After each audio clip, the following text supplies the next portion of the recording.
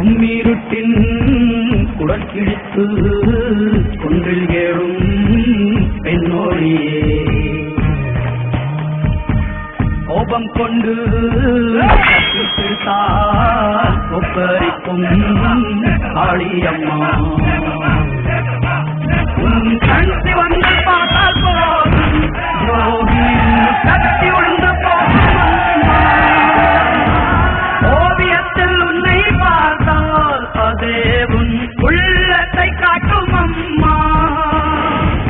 அனைவரையும் ஆதரிக்கும்